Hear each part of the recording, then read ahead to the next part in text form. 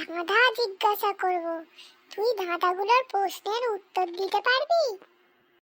কি ধাঁধা বল দেখি, প্রশ্নগুলো শুনি, তারপরে যদি উত্তর দিতে পারি। ঠিক আছে, তোকে প্রথম ধাঁধা জিজ্ঞাসা করছি, ভাবনা চিন্তা করে উত্তর দিবি। আজ কিন্তু তোকে পারতেই হবে। ঠিক আছে, শোন ভালো করে ধাঁধাটা। একটুখানি জলে মাছ কিলবিল করে, কারোর সাধ্য নেই তা হাত দিয়ে ধরে। বল উত্তরটা কি হবে? আরেকবার প্রশ্নটা বল দেখি। শোন ভালো করে। একটুখানি জলে মাছ কিলবিল করে, কারোর সাধ্য নেই তা হাত দিয়ে ধরে। আচ্ছা, বুঝতে পেরেছি। উত্তরটা আমি পারবো। উত্তরটা হচ্ছে ফুটন্ত ভাত।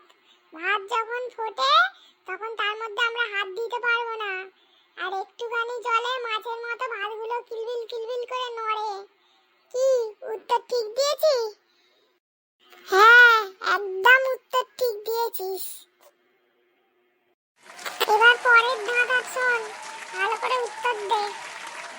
দেয়াল আছে, ছাদও আছে, এমন এক ঘর, ভিতরে তার প্রবেশ করার একটাও নেই দ্বার। দ্বার মানে দরজা, বুঝতে পেরেছিস তো? আরেকবার প্রশ্নটা তোকে বলছি। দেয়াল আছে, ছাদও আছে, এমন এক ঘর, ভিতরে তার প্রবেশ করার একটাও নেই দ্বার। কি হবে বল?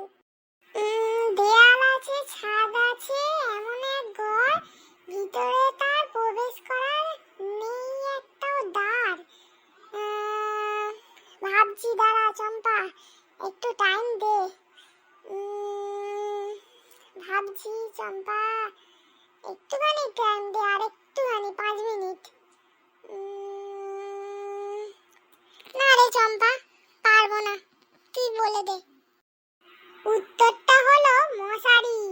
মশারির চারপাশে দেয়াল আছে, মশারির উপরে ছাদও আছে।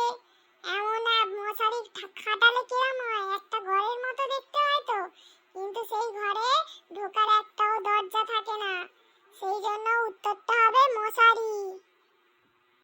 এবার তোকে 3 নম্বর ধাঁধা জিজ্ঞাসা করছি, বল একটুখানি ঘরে লোক গিজ গিজ করে, কি হবে উত্তর?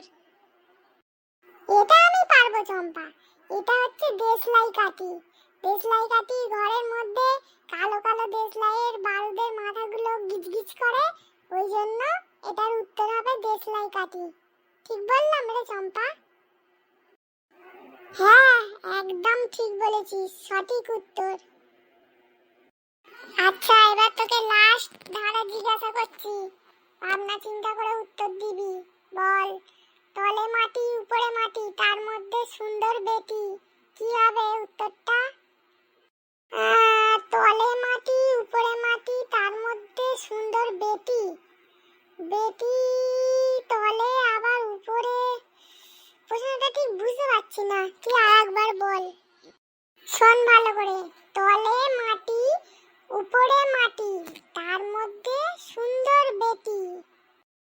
তলে মাটি উপরে মাটি, তার মধ্যে সুন্দর বেটি, কি হবে বলতো চম্পা? প্রশ্নের উত্তরটা